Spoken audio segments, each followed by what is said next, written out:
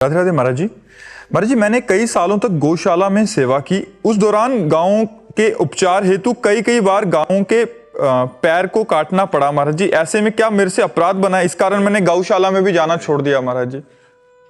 जैसे हमारे हाथ में यहाँ से कैंसर हो जाए, जरूरत पड़े तो यहाँ से काटना पड़ेगा ना। तो पूरे शरीर की रक्षा के लिए अगर एक अंग काट रहे हैं तो आप डॉक्टर हैं, आप उसको बचाने के लिए कर रहे हैं, ना कि आप उसको पीड़ा या मारने के लिए कर रहे हैं। आप उसको बचाने के लिए कर रहे हैं, इसलिए ऐसे कोई इसमें पाप नहीं है, क्योंकि आपकी औषधि का कार्य है।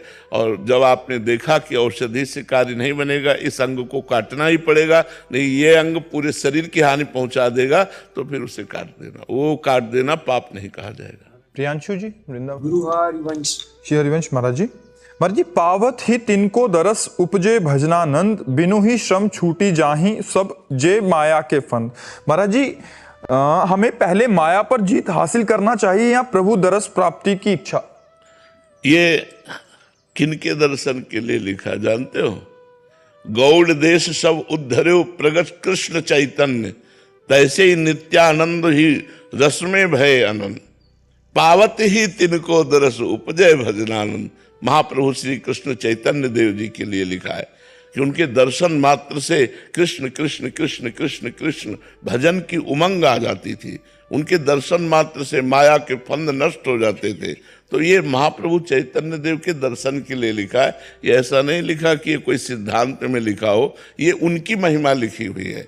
गौड़ देश सब उद्धर्यो प्रगट कृष्ण चैतन्य, तैसे ही नित्यानंद हो रस में भय अनंत, पावत ही तिनको दरस उपजय भजनानंद, बिन ही श्रम छुट जाए सब जे माया के फंद। बिना प्रयास के माया के मलों का नाश हो करके भजनानंद प्रकाशित हो जाता था महाप्रभु चैतन्य देव के दर्शन मात्र से। वो तो श्री कृष्ण प्रेम का मूर्तिमान अवतार है, प्रिया प्रीतम का मिलित रूप है। तो उनके दर्शन से ऐसा होना कोई आश्चर्य की बात नहीं थी। तो आप क्या प्रश्न करना चाहते हो? हमने साधक हैं, हमारी वृत्ति बहुत गलत रहती है, भी तो आपकी कृपा से, मतलब जो भी हो पाए बस आपकी कृपा से। तो ये रहता है कि जैसे हम क्या करें, पहले तो प्रियाजू का तो दर्शन अभी हुआ नहीं है। दर्शन कोई खिलवाड़ समझते हो क्या? भगवत दर्शन पहले भजन में डूबो, इतना भजन में डूबो कि कोई आशा ना रह जाए। आशा जब तक है तब, अन्य आशा जब तक है तब तक भगवत साक्षात्कार स्वप्न में भी नहीं हो सकता। भगवत साक्षात्कार कोई खिलवाड़ है।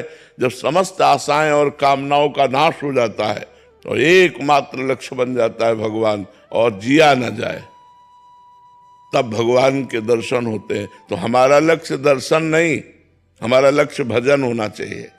दर्शन उनका मन आवे तो दे दे, ना मन आवे ना दे, हम लेकिन जिएंगे उनके लिए। हम उनके लिए रो तो सकते हैं, वो मिले ना मिले, मिलन के लिए तड़प तो सकते हैं ना, हम उनके लिए व्याकुल तो हो सकते हैं। तो हमें भजन के बल से भगवत दर्शन की व्याकुलता पैदा करनी है। हमें एक भी मिनट भजन से बिलग नहीं रहना, ये हमें नियम लेना है। गंदे आचरण कितना भी हमको जलाए मन, हम गंदा आचरण नहीं करेंगे, हम सहेंगे। इस मार्ग में सहनशील ही आगे निकल पाता है। नहीं तो मन का जब आकर्षण विषयों का होता है तो अच्छे अच्छे घुटने टेक देते हैं, अच्छे। जब कोई सहनशील राधा राधा राधा बड़ी से बड़ी पीड़ा को हंस के मुस्कुरा के सह ले, वो भगवत मार्ग में चल सकता है। इसलिए खूब नाम जप करो, पहले हृदय को मजबूत करो। काम आ रहा है उसे सहो, क्रोध आ रहा है उसे सहो, जो विकार आ रहे हैं उनको हर वेग को सहो, भूख के प्यास को, सर्दी के गर्मी के हर वेग को सहो। तब जाकर के आप सहत सहत बाढ़ है भगति गृह तन गुरहितगार, तब वो जाकर के विशाल भक्ति का हृदय में प्रादुर्भाव होता है, जो भगवान की रूप माधुरी, भगवान की लीला माधुरी, गुण माधुरी में डुबो देता है। सातरति सातरति सा लोकांतार्यति, वो स्वयं तर जाता है, वो स्वयं तर जाता है, लोक के लोक को तार देता है जो भगवान से प्रेम करता है। देवऋषि उपाध्याय जी। श्री हरिवंश महाराज जी। महाराज जी, 32 सेवा अपराध में से अगर कोई एक अपराध बन जाए तो प्रायश्चित कैसे करें?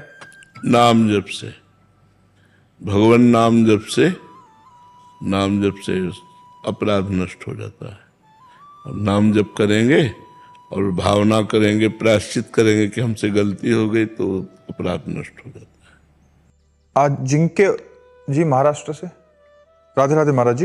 महाराज जी, मेरा मन भक्ति और माया के बीच अक्सर डोलता रहता है। कभी मैं नाम जोप और साधना में स्थिर रहता हूं तो कभी मन लालच और सांसारिक कामों के पीछे भागता रहता है। महाराज जी, प्राय सबका ऐसा, मतलब कुछ लोग ऐसे होते हैं जिनका केवल मन माया में ही लगता है, भगवान में नहीं लगता है।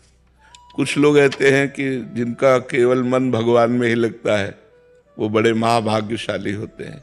बकाया बीच वालों में हम लोग ज्यादा बहुतायत हैं, कुछ थोड़ा मन भगवान में भी लगता है, थोड़ा मन माया में भी लगता है, ऐसा बहुतायत पाया जाएगा। बहुत कम इन्हें गिने चुने लोग होंगे जो महाभाग्यशाली जन जिनका मन केवल भगवान में लगता है, और अधिकतर लोग पाए जाएंगे जिनका केवल मन संसार में लगता है, और बहुतायत संख्या मिलेगी जिनका मन थोड़ा भगवान में भी लगता है और थोड़ा माया में भी लगता है। तो अगर थोड़ा भगवान में लगने लगा है तो बड़ी कृपा हो गई है। हमें चाहिए कि उसी थोड़े मन को पकड़ के धीरे धीरे बढ़ाते चले जाएं भगवान की तरफ, तो माया अपने आप प्राप्त हो जाएगी। माया भगवान की दासी है, भगवान उसके स्वामी है। तो जब हमें भगवान मिल गए तो माया मिल जाएगी कि नहीं मिल जाएगी, सारा वैभव मिल जाएगा। तो मुझे चाहिए कि सबसे पहले भगवान को रिझाए। माया को हम प्राप्त करना चाहेंगे तो मायापति से विमुख होकर माया हमें कभी नहीं मिल सकती, किसी के हाथ नहीं लगी आज तक। और जो मायापति को प्राप्त कर लिए तो माया माँ के समान सेवा करने लगती है, माँ के समान। हम यही सबको समझाना चाहते हैं कि आप भगवान से विमुख होकर कभी सुखी नहीं हो सकते, कभी शांति प्राप्त नहीं कर सकते, आप चिंता रहित नहीं हो सकते, आप आनंद में नहीं हो सकते।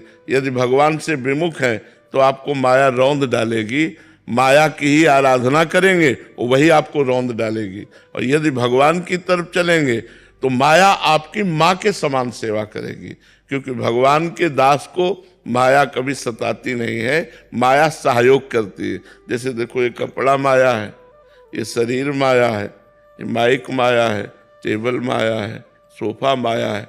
ये बाधा पहुंचा रही क्या? ये सहयोग कर रही है।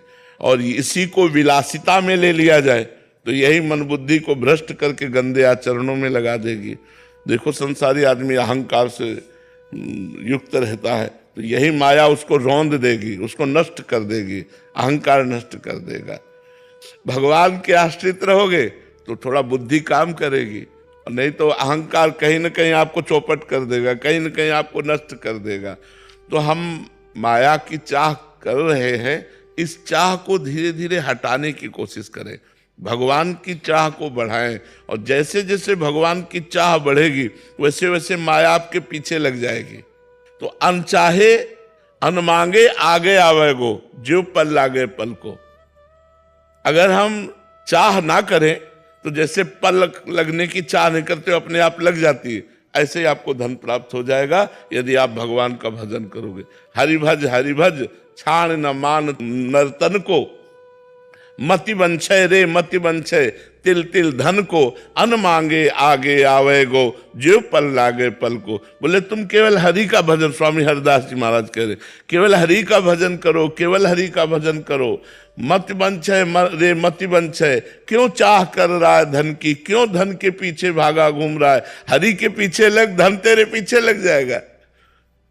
हरि के पीछे लग, धन तेरे पीछे लग जाएगा। और हमारी बुद्धि भगवान से विमुख होकर धन चाहती है, तो ऐसे नहीं मिल सकता।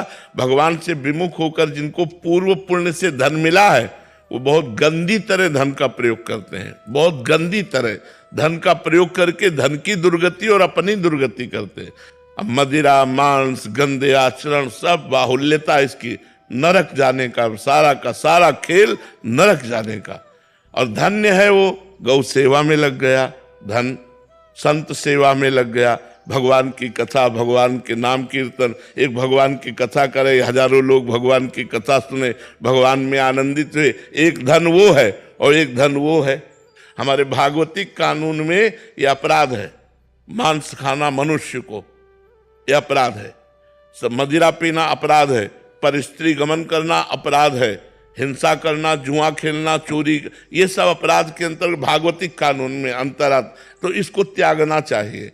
तो जिनके पास भगवान से विमुख होकर धन भी है वो दुराचार में खर्चा हो रहा है। तो हमें चाहिए कि भगवान का आश्रय लेकर भगवान का नाम जप करते हुए धन की चाह को धीरे धीरे धीरे धीरे मिटा दे और भगवान की चाह को बढ़ा दे, तो धन अनचाहे अपने आप आ जाएगा, अनचाहे अपने आप आ जाएगा। परमानंद पाठक जी, राधे राधे महाराज जी। महाराज जी, मानव जन्म क्या 84 लाख योनियों के भोग के बाद ही मिलता है या मानव जन्म नहीं, इसका कोई क्रम नहीं है। हमारे यहाँ सेवक जी महाराज कह रहे हैं, संस्कृति मांझ बरियाई के पायो मानुष देह वृथा कत डारत। भगवान ने कृपा की, 84 लाख योनियों के चक्र को रोक दिया और बीच से निकाल लिया।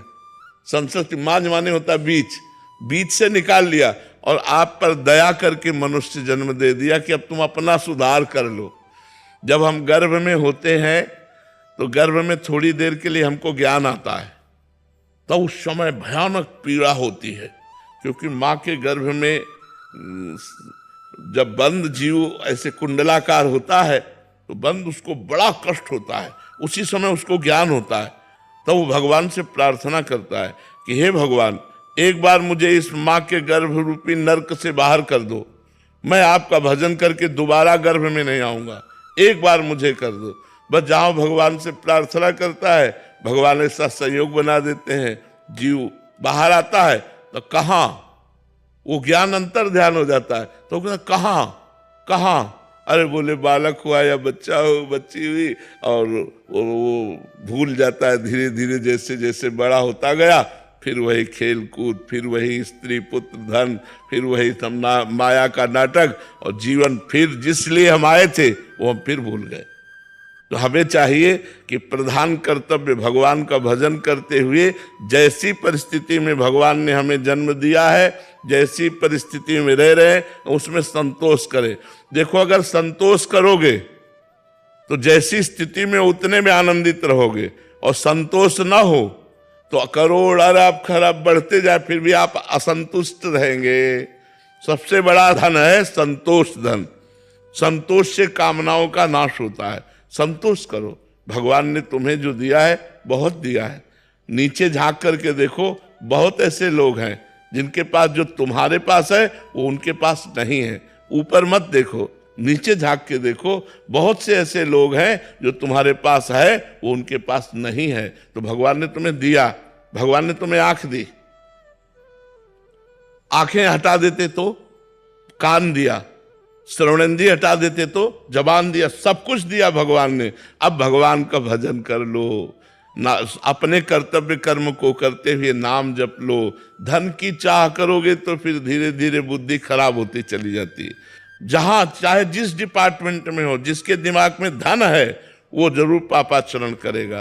तो हमें लगता है धन तो हमारी आवश्यकता है, गृहस्थी में है तो हम कर्तव्य कर्म कर रहे हैं, भगवान ने जितना हमें दिया उतने में संतुष्ट हो जाना चाहिए। गांव में एक प्रार्थना करते थे, साईं इतना दीजिए जामे कुटुंब समाए, मैं भी भूखा ना रहूं और अतिथि ना भूखा जाए। कोई दरवाजे से भूखा ना जाए और मैं भी भूखा ना रहूं, मालिक इतना हमको दे दीजिए। तो भगवान हमें लगता है इतना तो सब दिए ही है आप लोगों को। अब एकदम अरब खरबपति के सपने देखोगे तो कभी संतोष नहीं प्राप्त होगा, असंतोष ही रहेगा चाहे जितना धन बढ़ता चला जाए। तो हमें लगता है भगवान का आश्रय लेकर नाम जप करना चाहिए और अपने कर्तव्य कर्म को करना चाहिए। जो व्यापार, नौकरी, किसानी, जो भी कर्तव्य कर्म है उसको अच्छी तरह करना चाहिए और भगवान का नाम जप करना चाहिए।